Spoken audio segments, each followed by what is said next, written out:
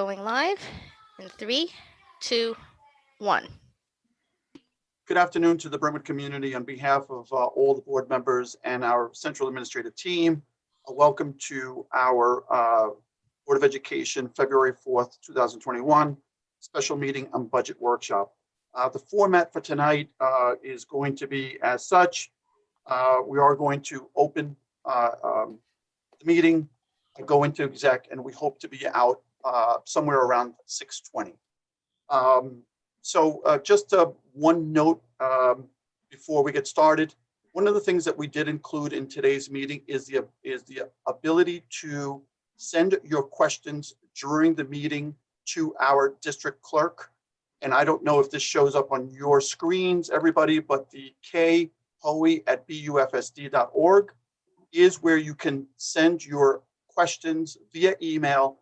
And we're hoping to be able to field those questions as the workshop is ongoing, and hopefully we'll be able to have those answers to the questions that you might have.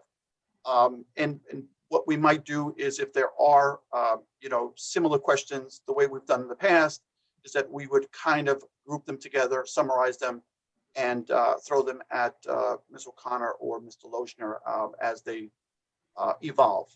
So just again, anyone who may have questions during this meeting, please feel free to send them to Kathy Hoey, khoe@bufsd.org.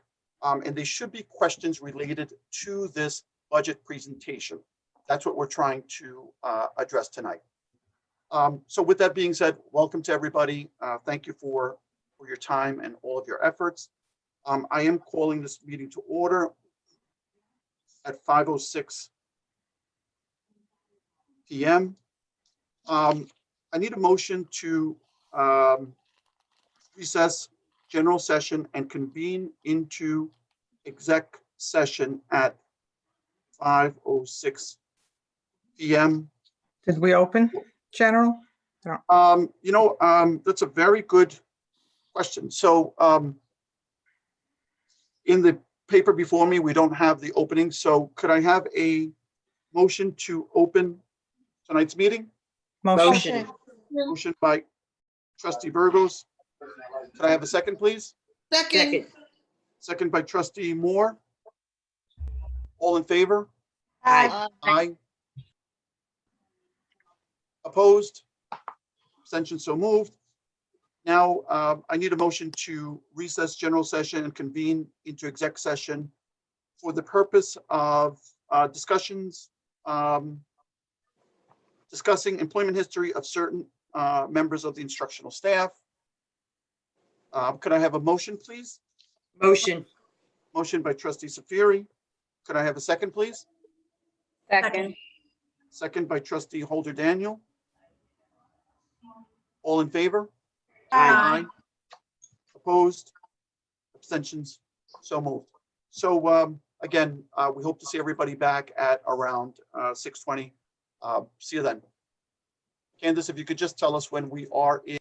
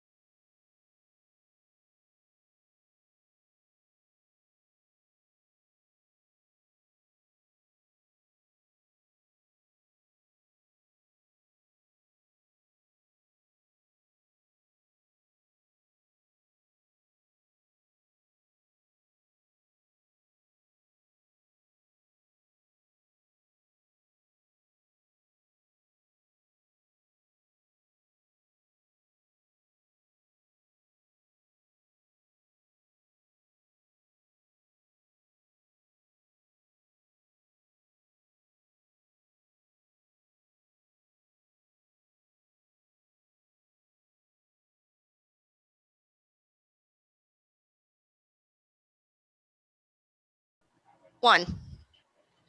Okay, welcome back to the Brentwood community. You see a whole bunch of smiles on our faces because I think this is the first time that we truly had technical difficulties. It was a night. It was like pulling teeth. We didn't send out a notice that we were going to, as to what time we were going to come out, because we were hoping that as every minute passed by, we would already be out in public. So we apologize. I mean, on behalf of everyone, but it was technical difficulties, not so much us, talking for all this time. So with that being said, I welcome everybody back. And what I would like to do is please ask everybody for to stand for the pledge to the flag. I pledge allegiance to the flag of the United States of America, to the republic for which it stands, one nation, under God, indivisible, with liberty and justice for all.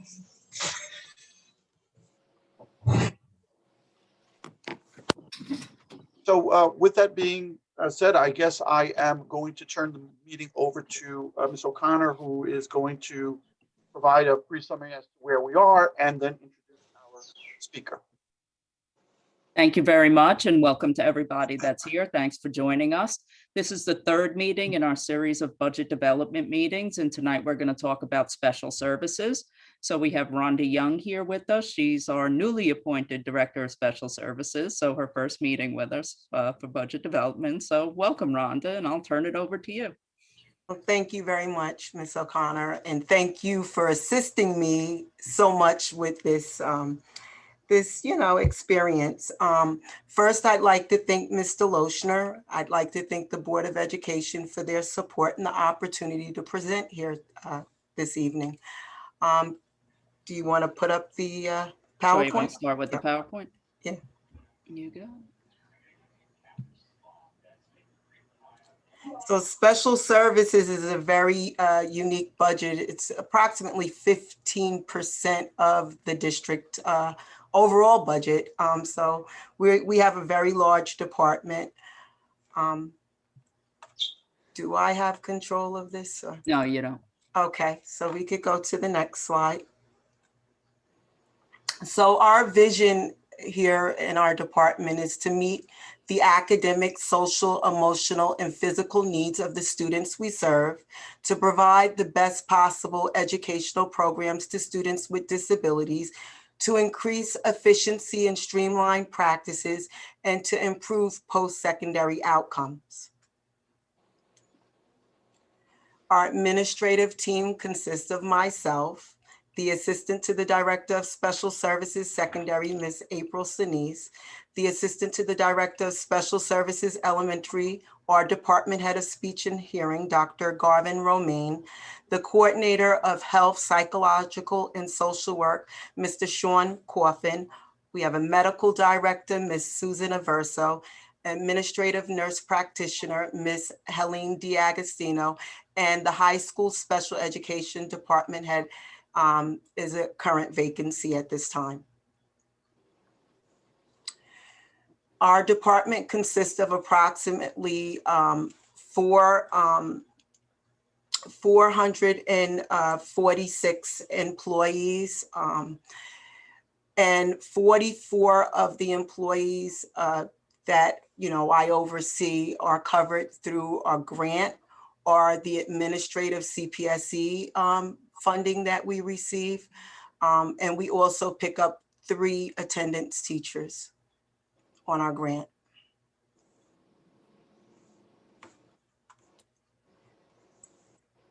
So our student enrollment figures based on January 2021's board report. In district, we service approximately 2,256 kids. 105 of those kids are related service only students. Next slide, please. And so those related service students, we broke them down. 64 are speech only. They only receive speech services. 25 get OT. 10 get PT only, 6 get counseling only.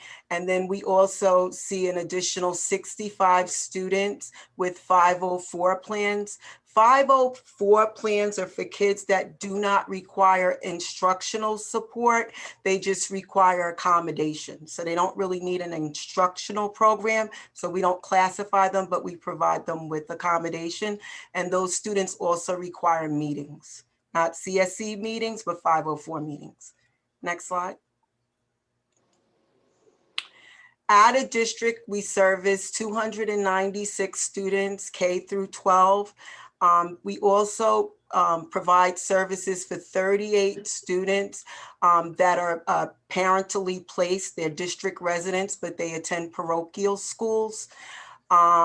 We don't have any that are hospital or home instruction at this time in added district.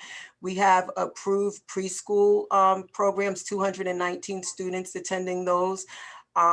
Related services, preschool programs, 96. So those are the kids that only get related services.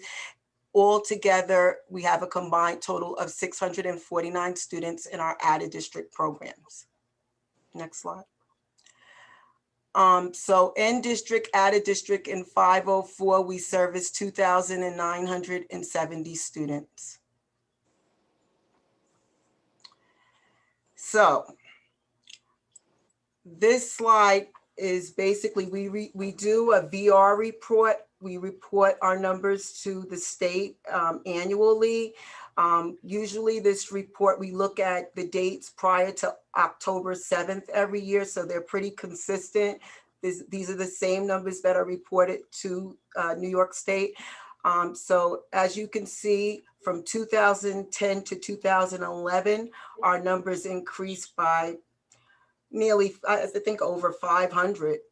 So it's approximately a 22% increase in student enrollment over 11 years. If you go to the next slide, there's a visual of that number so you could see that we're growing. The next slide. So why I kind of thought it was important for you to see that growth is because all of these kids that are enrolled in our program are required CSE meetings. So we have to have annual review meetings annually. Every 3 years, students are entitled to reevaluation meetings. When they enroll in the district with an IEP, it's an intake meeting.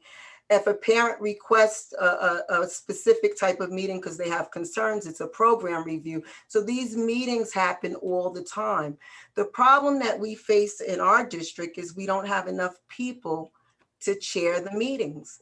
So as you could see in 2010, 2011, we had 7 administrators available to assist with chairing CSE meetings. That number decreased by 5 with the consolidation of 1 position. And we did lose an administrative position throughout those years. So it's a 29% decrease in staffing in terms of administrative staff for this building. And when you look at the number of TOSAs, when we had less students, we had 9 TOSAs. And currently we have 5, and I would say 1.8 TOSAs are dedicated to CPSC meetings, and that's the meetings for preschool students. And so it's a 44% decrease in staffing in that area. If you go to the next slide. Well, what does that mean for us? Well, in 2018-19, we had a total of 4,578 meetings. And you can only have, if it's an annual review reevaluation meeting, you can only have 10 meetings a day. So that's a lot of meetings. 1920, even with the pandemic, we had 4,706 meetings. But if you really look at this slide, I would say the highlight of this slide would be intake meetings. Look at the growth in the intake meetings. And the reason I'm highlighting intake meetings is that represents the number of students that enrolled into our program with an IEP from another district.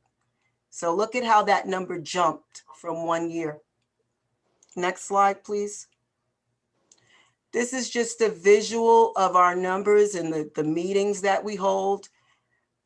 So you could get an idea. It's a lot of work. Next slide. So annual review presents its own challenges. Staffing CSE meetings for special education it's a huge job to get people to be available, especially with the current pandemic. The availability of subs is very limited right now. So, we have a difficult time with that. Coverage for staff required to participate in CSE meetings, and the physical meeting space in the buildings is, a challenge, because now we're just using all of our space because we had to create distance, 6-foot distance and social distancing, and it's creating challenges. And even though we're doing virtual meetings, having an area for teachers and the CSE people to be able to host that's private, where they can have those personal conversations, about students, it's challenging. Processing IEPs once they're developed has also been an enormous challenge. Thanks to the superintendent and the Board of Education, we were able to hire an additional clerical. Last year, we only had 2 people process all of those meetings. Next slide, please. So here's a huge challenge. So you have people that have to sit on these meetings, and psychologists are required CSE members. And we don't have a lot of those. So if you look at the elementary buildings, we have 11. There's 8,006 students in those 11 buildings. You only have 7 psychologists and 4 social workers. Middle schools, you have 4 middle schools with 4,232 students, but you only have 4 psychologists and 2 social workers. And it's pretty obvious there. If we go to the bottom, we do have a psychologist and social worker at the registration building. They help with the intake process. And we do have 2 psychologists that work from special services to help out with evaluations and that sort of thing. The total number of psychologists in those 19 buildings is 18, and we have 10 social workers, but you have over 18,135 students. Next slide, please. That creates a huge dilemma. If you look here, psychologists and social workers face major challenges because they're being called all the time. But when you look at their responsibilities, it's hard for them to service students outside of their mandated obligation. They fulfill 19 full days of CSE's annual review meetings. They sit for that. 17 full days of district level CSEs that may consist of manifestation meetings, program reviews, new referral testing, 17 days of that. They do about, on average, 17 days of reevaluation testing. And they do 74 days, full days of mandated counseling. So as you can see, out of 181 days, they spend 144 of those days just dealing with their mandated student obligations. Next slide, please. And this slide, I'm so proud of this slide because it's actually something that the Board of Education pushed. They, wanted us to get rid of paper, and they wanted us to come up with ways to enhance technology and, ways to store information. And I think we started working under Kim Forsey on that. And I'm so proud to say that currently we have incorporated electronic digital evaluations in speech, psychological, and educational testing using Pearson, Q Interactive, and Q Global. We are uploading everything directly to our special education software program, ClearTrack. Everything that we previously stored in blue psychological folders, we've reduced paper. We optimized the use of space throughout the entire building. We saved money by offering homebound instruction to students attending Eastern Suffolk BOCES receiving remote instruction, or provided in-district remote instruction when possible. We have some kids that are, significant, like severely autistic, very hard for them to do the online learning. So we were able to have an agency actually go into their home and do in-person instruction during COVID, and it saved the district tremendous amounts of money. We have streamlined processes and procedures at special services and intake at registration, as well as departmentalize the office for maximum efficiency. There's a lot going on over here, thanks to Stacy O'Connor, Mike Cruz, the entire buildings and grounds office. I mean, we just have major stuff happening in this building, and the Board of Education and the superintendent. We were able to enhance the building, and I'm telling you, it was much needed enhancement for this building, and it's happening. And we're under construction now, and we've cleaned things up, and we're getting things done. And we incorporated virtual meetings, and things are working very well. Next slide, please. Last year, we decided to bring students back from Eastern Suffolk BOCES summer program. We do offer a 12-month program for students that tend to lose skills. So to keep them from regressing in skills, we offer extended school year, 12-month program. We used to send these kids all the way out to Patchogue. They'd ride the bus. They'd spend like a half an hour on the bus going to school and a half an hour coming back to go to a 2.5-hour program. We brought them back and we saved money. To send them to BOCES, it cost, we offered the program to 80 students.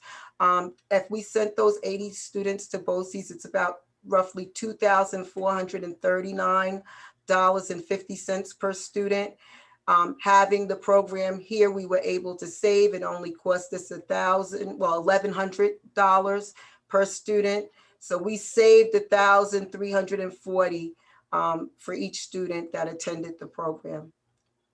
And the kids got to stay home.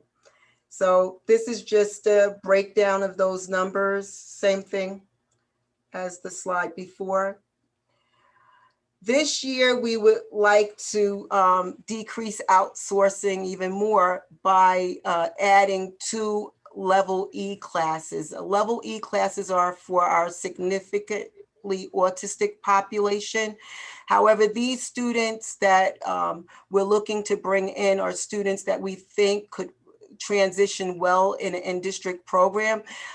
We send these kids out to BOCES and we spend tremendous money educating them there. And I wouldn't want to just bring them back to save money. I would want to bring them back, and I would like to produce a comparable program that offers the same thing that they get at BOCES. So I would like to offer an 811 class, but I would like to put a lot of adult support in that class. So for each of those classes, I'd like to add 3 additional. So it'd be 8 students, 4 TAs, and a teacher in each of those classes. I would like to offer the classes at Hemlock Park only because it is a K-5 program, and I would like those teachers to be able to move up with the students. I think it would be cost effective. I put the hours of operation, the amount of services that would be required to give them a comparable program. I would like to hire staff, a psychologist that's ABA certified. I would like to train all the staff. Even we offer this program now, but I don't think our staff have been formally trained. So I'd like to bring BOCES in and train our staff, all of our staff that deal with this population. And I would like to bring in some curriculum. We already have the EdMark reading program. So that's one of the curriculum materials that we're looking at for this program, but we'll be exploring other things as well. Next slide. So cost effective. This would be very cost effective because I didn't list the students' names, but I pulled 13 students that we sent to Eastern Suffolk BOCES last year because we didn't have a program here. They were kindergartners. So they were preschool students turning school age, and we had no program in district to offer them. So they automatically went to BOCES. And as you can see, on average, we spend over $130,000 per student. So to send those kids there, 16 students, we estimate the cost to be $1,699,840. We can offer a comparable program, hire the staff, and save a lot of money. We would save automatically, we would save $839,498.62. If we go to the next slide, every year, this is what the savings would look like. So we'd have that immediate savings, and then this is what it would be like. So for high cost students, we're eligible for something called stack reimbursement. It just means that these students are aidable. So the estimated annual cost was $1,699,840. If you think of stack reimbursement, we have to meet a threshold. Our threshold now is approximately $43,000. So the state will give us about 80% of whatever we spend over our threshold. So what I did is I multiplied 16 by the 43, and then that amount is the aidable amount. And that's kind of what it would end up costing us. You know, each year it would cost us $54,046.38. If we send them to BOCES, and then it would cost us $44,969.30 if we send them there after we got the stack reimbursement, but it takes 2.5 years to get it. So we'd have to lay that money out. Next slide, please. So you can see the potential savings here. I just kind of gave you a visual of the savings, but it's obvious savings. So it's immediate, and then there are savings year to year. Next slide, please. So we come up with these ideas, and we have a lot that we have to do because it is a compliance office. And, you know, there's a lot of laws that, you know, through the IDEA that we have to, you know, provide the best educational program for students with disabilities, but we also bring in money. We do the services that we provide, we are able to, and I mean, Eric Carlin, Carol Motika, I mean, Janine Blazo, I mean, we have in Grace Flammer, they work very hard all day, just sitting at the computer trying to find ways to get money back in Medicaid reimbursement. Last year, we received $1.2 million in Medicaid reimbursement. This year, we've collected $342,100. We still have $60,560 pending. We're probably going to lose a little bit because, you know, of the closure and certain things we're not going to be able to get reimbursement for because it took us a while to get things set up. If we go to the bottom, this is what I was talking about, stack reimbursement. So we're always behind at getting the money. But for the summer of 2019, we expect to get back $1,420,096. State supported 10-month programs, we're expecting to receive $2,426,076. For our private 10-month programs, we're expecting to get back $1,603,060. And our high cost public, that's the BOCES cost, we're hoping to get back in reimbursement $14,062,606. Last year we got it back this year for last year, 365,000 for administrative costs for CPSC, and that's what we get back from the county for the CPSC meetings that take place and the staff that runs those meetings, to run those meetings and to set up the evaluations. And so the clerical and the chair people, that covers their salaries pretty much. Federal grant awards. So we get two really big grants. We get the 619 grant. It covers preschool and kindergarten. We get $281,464.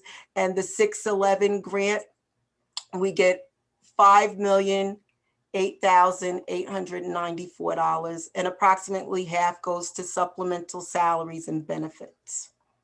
Next slide, please. Now we're going to look at our budget. Okay, I just have to stop this share and start a different one. Okay.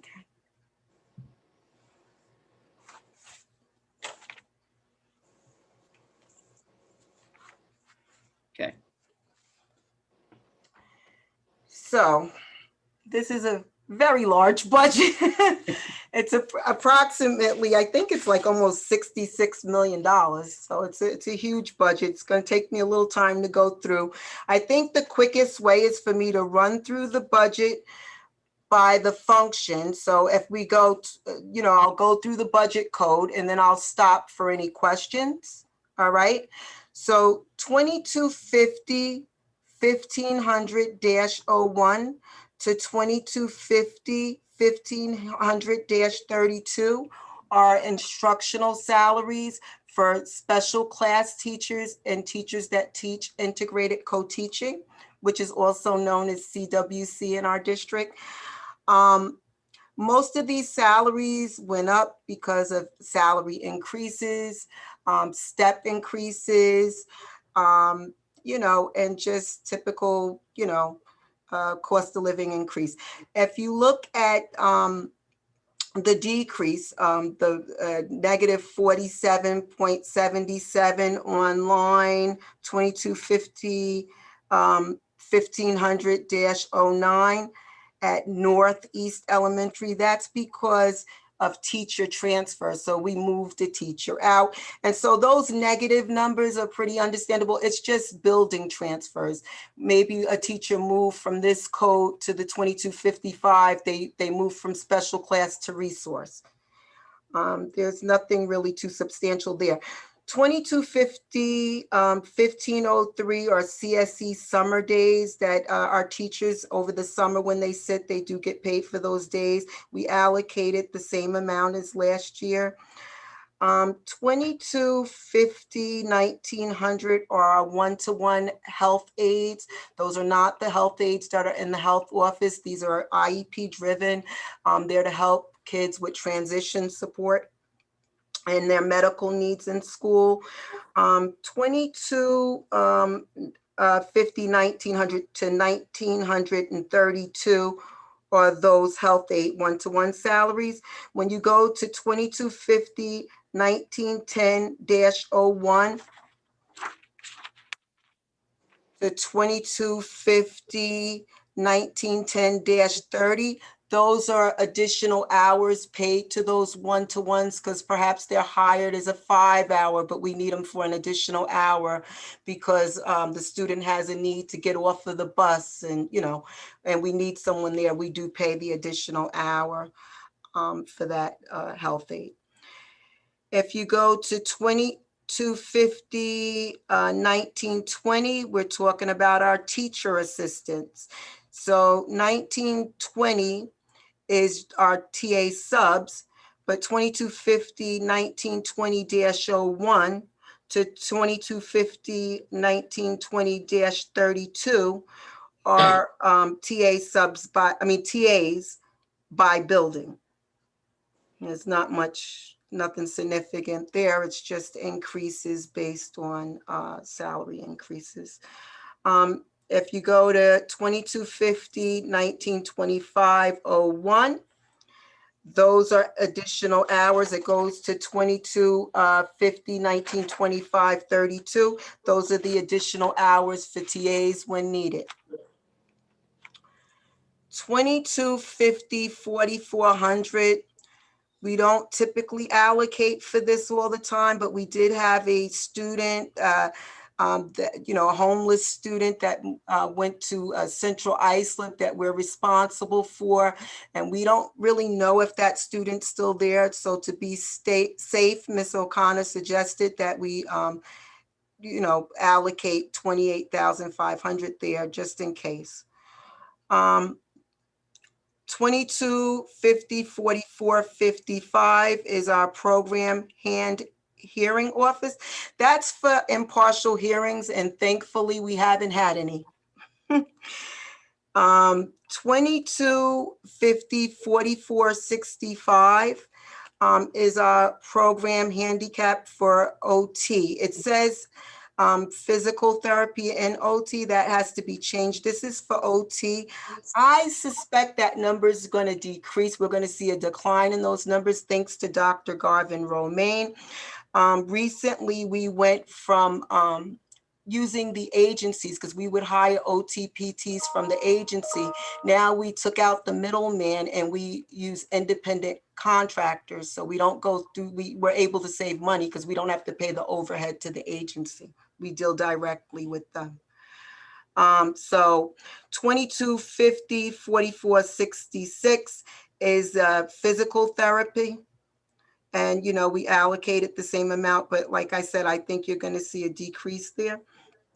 2250, 4600 is our program handicap employee prep. That's a program called Career Employment Options that we offer students at the high school. We predominantly offer that to our significantly disabled population, helps them with soft skills so that they can be employable. Sometimes they actually do job shadowing and place these kids in jobs. 2250, 4700-20 is our program handicap, private tuition for high cost students. So those are students that go to private schools, but it's typically our autistic population, our significantly disabled population. But we do save money for kids that go there because it's private is a lot less than Eastern Suffolk BOCES. 2250, 4721, we don't use that code. 2250, 4780 is our program handicap communication. Those are our cell phones, and we allocated the same amount in that area. 2250, 4800 program handicap textbooks, that stayed the same. 2250, 4802 other handicap. We kind of move money from that budget code into other budget codes like teaching aids, because we use that a little bit more. 2250, 4900 is our program handicap BOCES. That's the BOCES budget. There wasn't much of an increase there. If you look over the years, I think we did relatively good. It's only a 1.58% increase there. And that's because we've been bringing students back wherever possible and whenever possible. 2250, 5000. That's our program handicap material and supplies. We didn't allocate there, but we, moved the money into the teaching aids. So 2250, 5010 is our program handicap teaching aids. And you could see that increased by 6.92 because we're moving money around into that code. 2250, 5020 is our program handicap workbooks. We didn't allocate there. 2250, 5040, we didn't allocate there. 2250, 45. I'm just going to move down where we didn't allocate funding, and I'm going to go to 2250, 5070 program handicap music supplies. We didn't do anything there. 2250, 5070-53, we allocated 4,900 to help them out there, and that stayed the same. 2250, 5100, it stayed the same. 2250, 5110, that is our program handicap supplemental books. That decreased this year by 28,000. I think it's because we moved money around into a different budget code. 2250, 5210 is our program handicap library books, and we allocated $14,904 to the library books. So that's 2250. Overall, we're looking at an increase of 1.7%. Does anyone have any questions about the 2250 budget codes? Okay, so I'm gonna move on. 2251-1601 is our Medicaid non-instructional salaries. So that is a Medicaid clerical that just sits there and finds money all day. And actually on the first page was her, it was cut off on my sheet, but that was her salary. And then the 2251-1601 is actually her overtime. Okay. Now we're into 2251, 2255, 1500. 2255, 1500 is our resource room teachers by building, and that goes all the way down to 2255, 1532.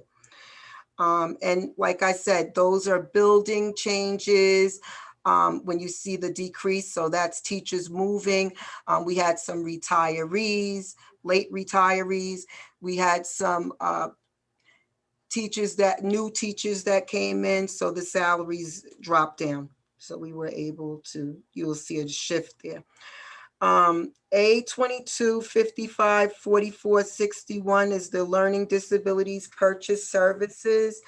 That's really the students that attend MDQ. Those services are speech and counseling. They're provided by us. 2255 4710 is our tuition, for our students attending parochial. We do have to pay for the related services that they get. 2255 4760 is a mileage reimbursement for teachers that are split between buildings. That stayed the same. 2255 4800 is our learning disabilities textbooks. We didn't allocate there. 2255 4802 learning disabilities others. We kind of moved money somewhere else. 2255 5000 learning disabilities materials and supplies. That stayed the same. 2255 5010 learning disabilities teaching aids, that stayed the same. 2255 5020, that decreased, but we just moved money into another budget code. 2255 5080, we didn't allocate. 2255 5100, we allocated 10,000. It stayed the same. I think, no, actually we allocated 10,000. So we probably moved, that's an example of when we're moving money from different places. 2255 5110 went down 5,915. So, and then learning disabilities library books stayed the same. So for the 2255, you see a decrease under that budget code of 7.05%. Rhonda, can I ask a question? Yes. Yeah, where you don't order like you have for the science supplies, the learning disabilities books, and on the previous one, we had 0 for like the workbooks and other supplies. Does that mean that you have enough to cover, or that you're changing curriculums? What? Well, we get over 500 $1,000 in our grant funding as well. So we use that for material and supplies. And some of the funding is still there. Like I didn't lose any funding. I just moved it under different budget codes, still under instructional supplies. So you'll see some of those numbers are go up where others are going down. I tend to go to certain budget codes to order things. It's easier to order things. Okay. When you have money sitting under the textbook budget code, it's very specific to textbooks. So we order a lot of online materials and different things. So I like to put things in the teaching aids budget code because it's easier to purchase. Thank you. Thank you for explaining that. So 2260, 1500, these are our speech instructional salaries. It goes all the way down to 2260, 1500-32. So that's all the speech teachers by building. There wasn't much change there, just switching buildings based on student need for speech services. 221502 is the summer salaries for speech. Sometimes they come in to sit meetings and different things and they get paid for that. Once in a while, we do have students that have a 12-month program or have a need for a 12-month program and they'll have a need for speech services and we'll have to use those speech teachers there as well. 2260, 1600 is non-instructional salary for speech. That's the clerical. 2260, 1602 is the overtime for the clerical. You know, that's stable. 2260, 2000 is speech equipment, that's stable. 2260, 4461, you know, that was pretty much the same. 2260, 4651, speech equipment maintenance. That's pretty much the same. That's basically repair for our like FM system, different things. 2260, 4700 is the speech public tuition. So we do, like I said, provide services to other programs like MDQ, different programs, and that's, you know, where the money, you know, we allocate the money from. 2260, 4760 is travel for speech teachers that are split between buildings. 2260, 5000 is speech materials and supplies, and that stayed the same. So 2260 under that function, we increased by 9.70%. Any questions about 2260? Okay, we're gonna move to health instructional. So 2815, 1500 are our medical director and our nurse practitioner. 2815, 1502 is our health instructional summer. We don't need that, so we didn't allocate anything there this year.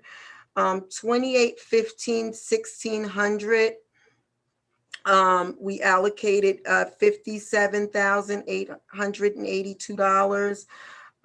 And that is for our clerical, you know, of the health department here at Special Services.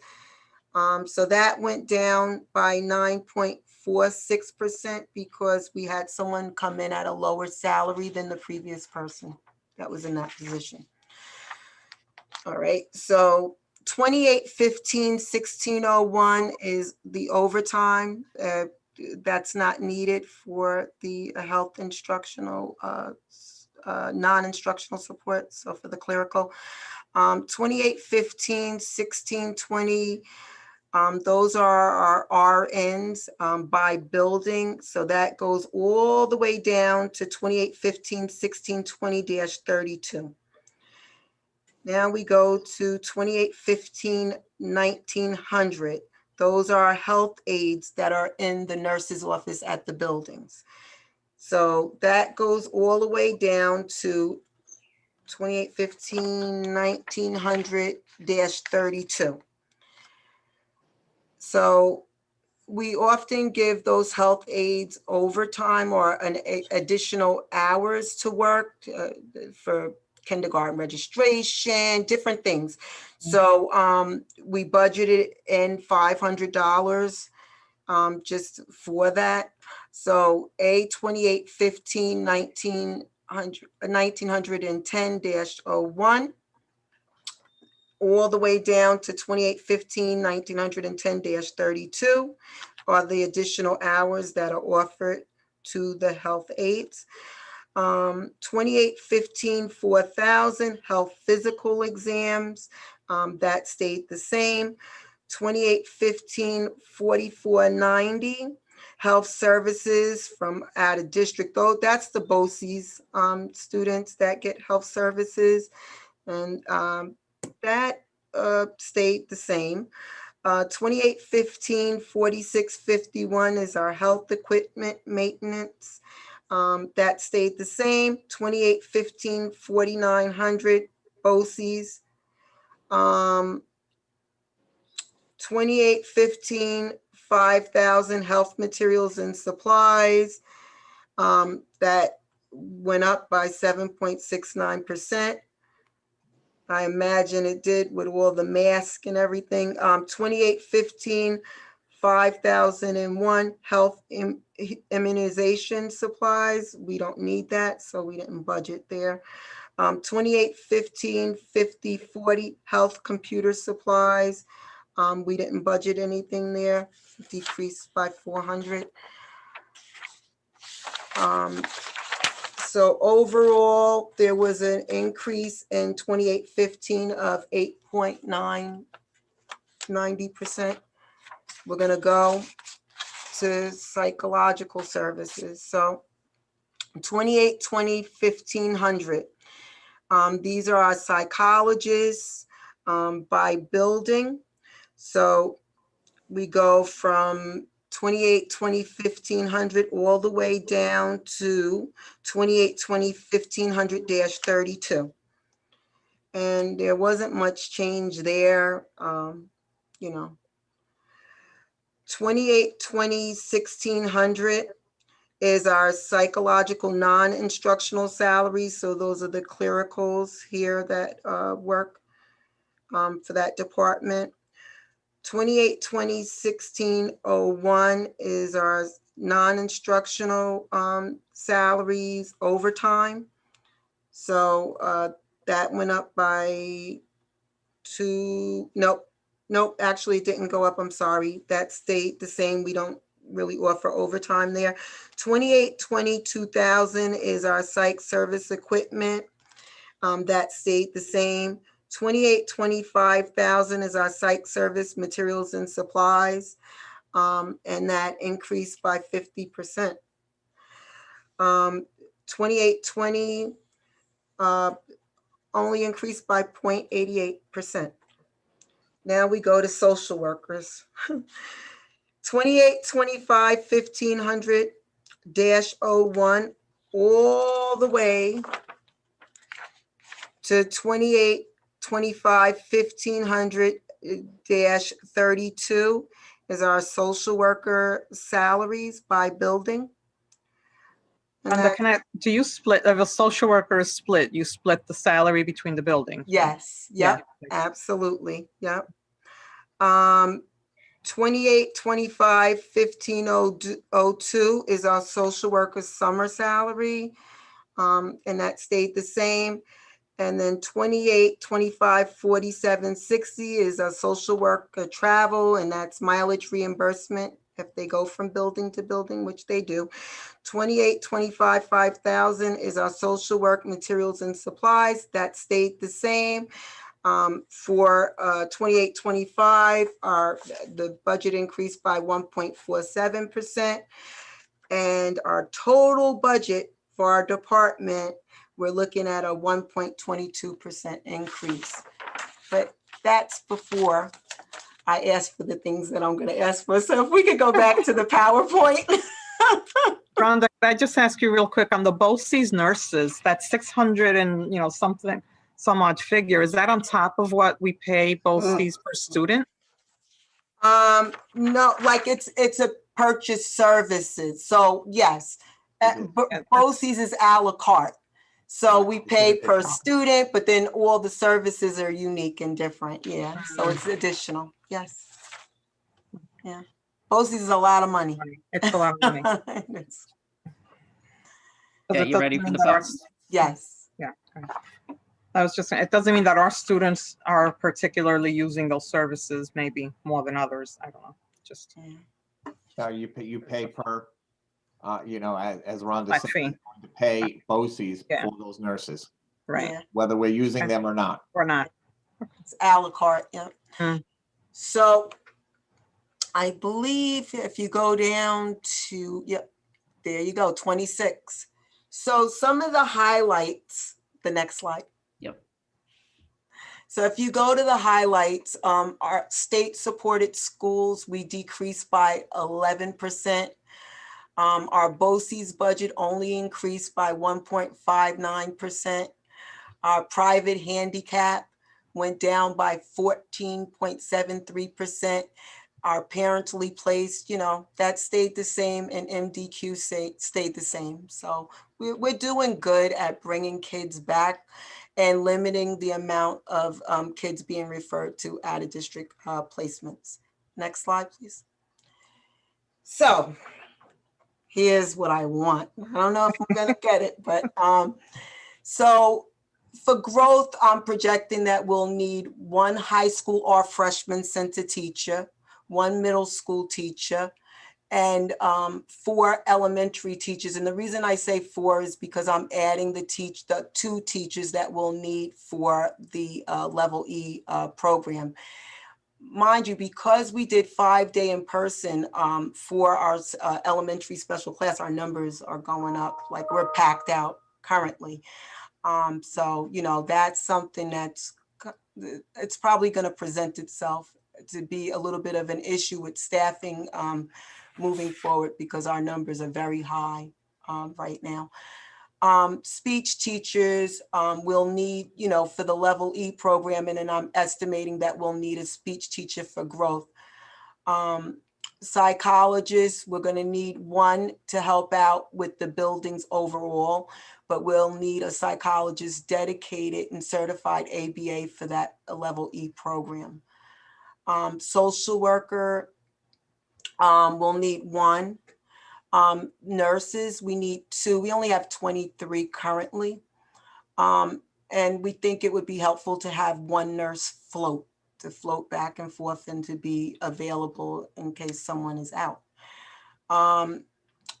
Administrative staff, I'm asking for someone to help out here, because we do need help here. And I thought about a TOSA, and I put a TOSA in there, but I still think in the long run, we're going to need another administrator here, because, it's just very difficult.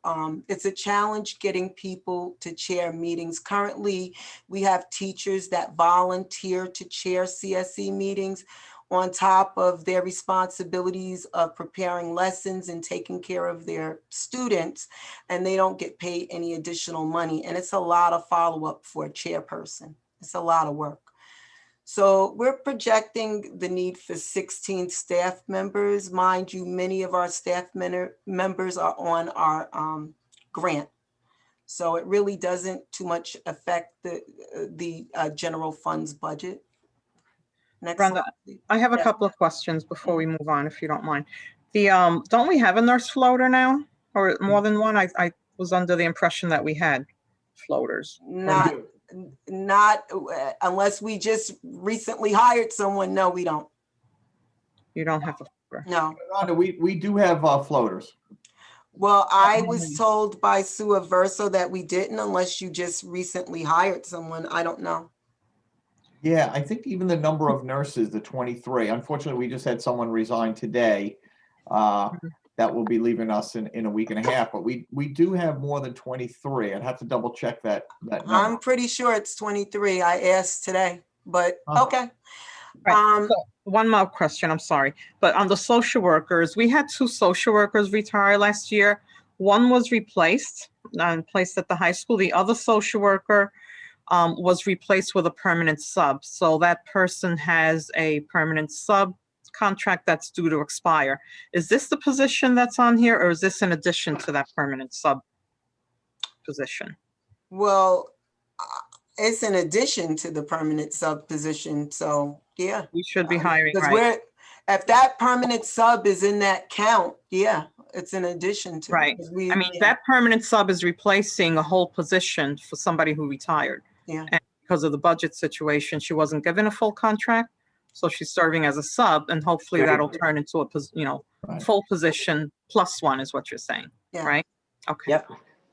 thank you. Next slide. So special happenings, and I really wish my newspaper would happen.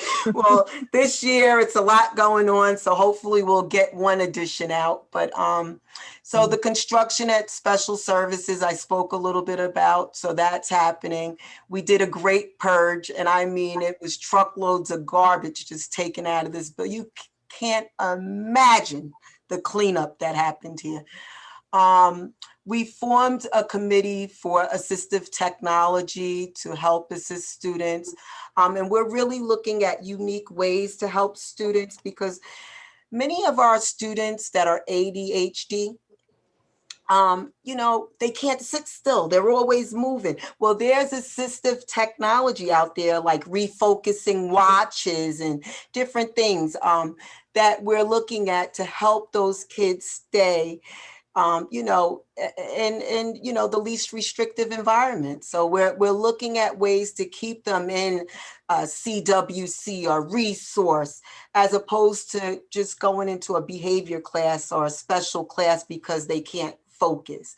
And hopefully, implementing assistive technology could also be used if these kids have diagnosis with a 504 plan, and we could keep them in gen ed and prevent them from even being referred in the first place. So that's something that we're looking at to keep our numbers down. We were able to improve time in gen ed for elementary students in special class. And this is something that was just very simple. We noticed that at some point, for scheduling purposes, all the elementary kids were scheduled for modified gym, which came up like a adaptive PE, even though they were in PE with general ed peers, it came up that way. So just correcting that, I think it's going to improve LRE for the district. We improved procedures. We spearheaded a drive-through light display. We trained all teachers' assistants on our virtual platform and ensured they all received a district email account, thanks to Candace Chang in the IT department, but also Elizabeth Sheehan and our TOSAs here. They helped roll out a lot of training for the TAs as well. We expanded our extended school year program, and we plan on expanding it even more this year. We'd like to offer the extended school year program to graded students that show significant regression of skills.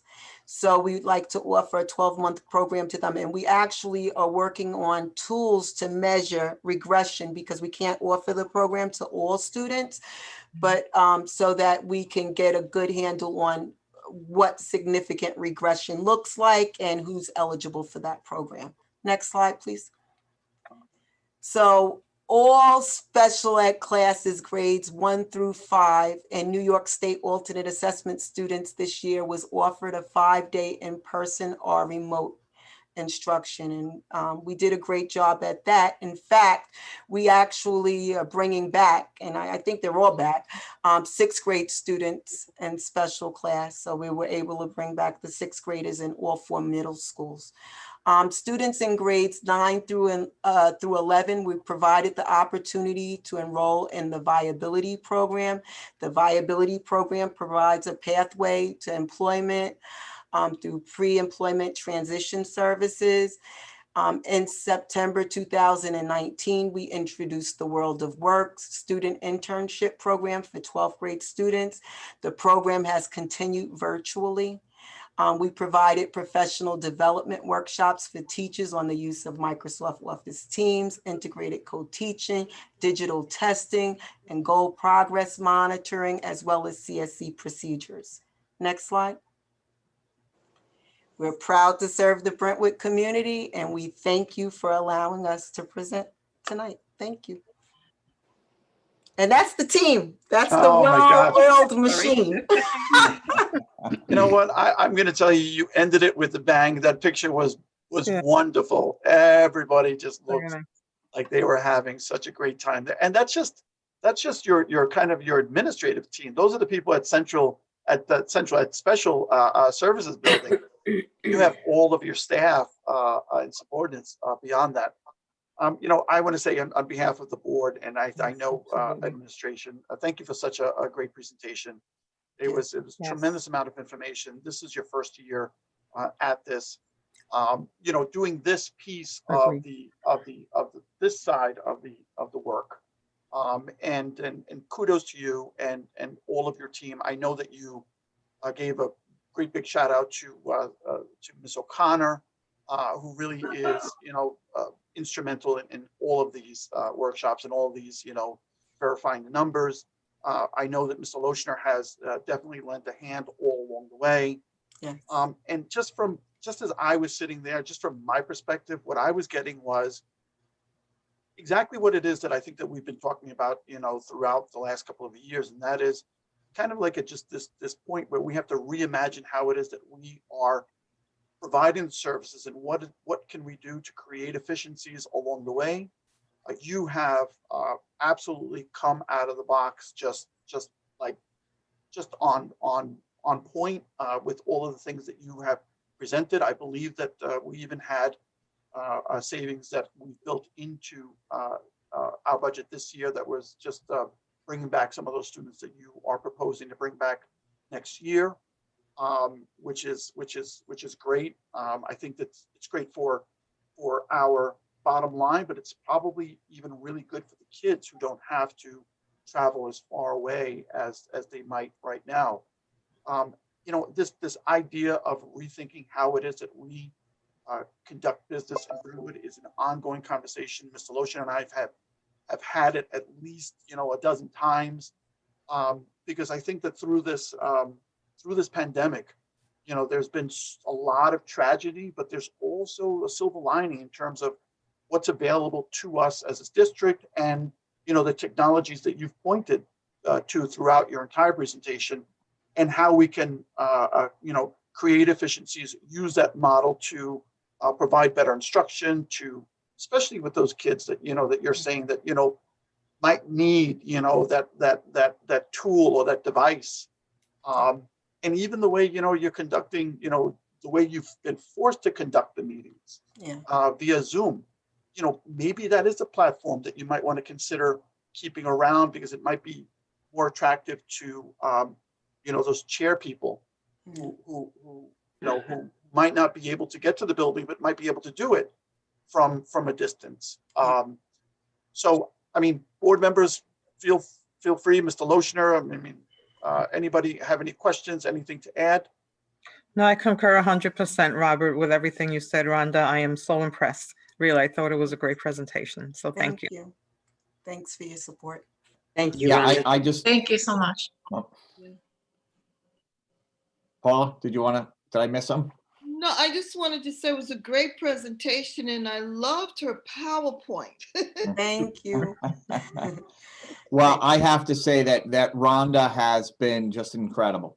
You know, one of the things I've loved about Rhonda since I've known her for over 20 years is her creativity and her ability, as Mr. Feliciano said, to think outside the box. And quite frankly, I think some of the ideas that she's presented tonight, you know, I'll have an opportunity to answer some questions of the board, and so will Ms. Young, hopefully in the future, because obviously it was such a terrific presentation. There's a lot in there that is innovative that we have to continue to discuss with this board and with the school community, because it's really outstanding what she is doing, her and her team.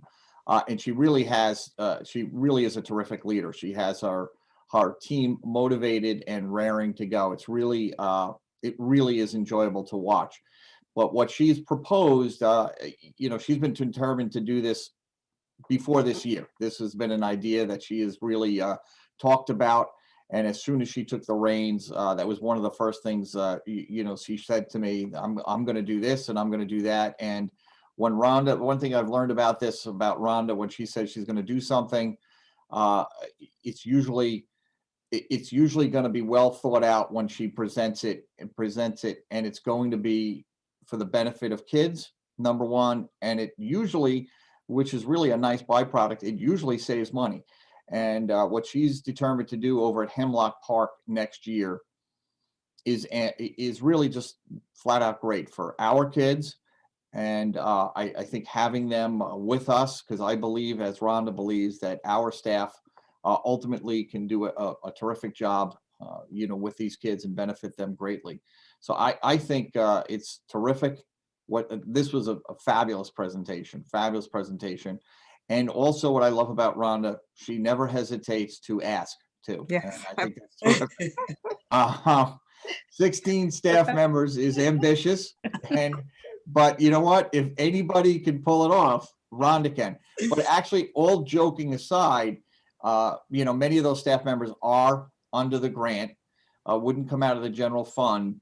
But what she is incredibly clever at doing is she'll ask for something after she shows you how much money she saved, which is actually accurate. She is saving money and asking for things and still saving us money. So it's really, really terrific. We're very, very fortunate to have Miss Young. Really fantastic. The one thing that I did, and this is, initiative that we took many years ago in terms of going paperless. I was absolutely impressed, Ms. Young, with what you were, presenting in terms of the paperless component. I know that also comes with limitations in your department, because some things require originals. Are we still in that? Well, at least we were told years ago. Are we still in that phase? Or, because I know that everywhere else in the business world, the scan copy. Go ahead. Certain things for like Medicaid, certain things you have to have the originals. But for most of the things that we do, it can be archived on a database, and ClearTrack is a database that we archive our stuff on, and it's backed up by Eastern Suffolk BOCES. So yeah, and so it's just like a transcript is archived. So when you go get a copy of your original transcript, you go to the school, they print it out, they stamp it, it's the same thing. That's wonderful, because that just takes us into just this whole new world. And I know that, we were on this for years, for so many years, and it's just wonderful to see that, that here we are, actually doing this work.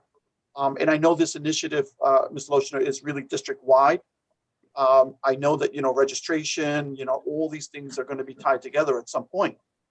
That's correct. Yes. Registration in HR, they're going paperless in many of their areas as well. One of the things too, it's actually very funny getting back to Rhonda over at Special Services. When she took over, one of the things that really she was determined to do was clean out that building. And when she called it the Great Purge, if anybody's been in there recently, I know Julie, I know actually probably all of the board members have been in there over the years. You go in there now, it's a completely different building. It's beautiful right now. It's getting there. It's really beautiful. And actually, that really, I think, has really lent itself to just the positive outlook by the whole team over there. Because as I said, over the years, we had file cabinets from the 1950s in there, and stuff that just was not needed. And she really was determined to make it a place enjoyable for the workers to, because they're putting in 10, 12, 14 hours a day. And that has really added quite a bit to the morale of the staff. And it really, we have to commend Rhonda for that too. Nice. Rhonda, I also want to say I appreciate the retrospective look that you showed us. The staff, for example, that we had, 10, 12, 15 years ago and what we have now compared to the number of students, so we can get a perspective as to, how we can service students. So thank you. Any other questions, any comments from Board members? Rhonda, I have a question. Do we have students from other school districts come here for our services? Since we do have a great program, and we can make money on that.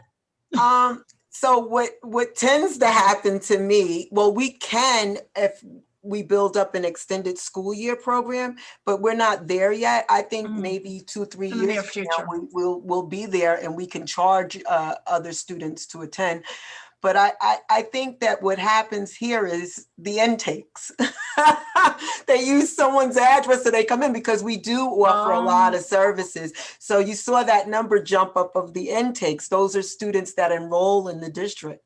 So that number increased by like 300 in 1 year. That's a lot of kids moving into the district with IEPs. Wow. Really, nobody's going to pay to come here. Well, they will if you have a good program. I really believe. We do. We have the best program. No, I we can do vouch have for a that. wonderful program. I hear it often, even outside of Brentwood, that many school districts like, oh wow, you guys do provide so much services for your students.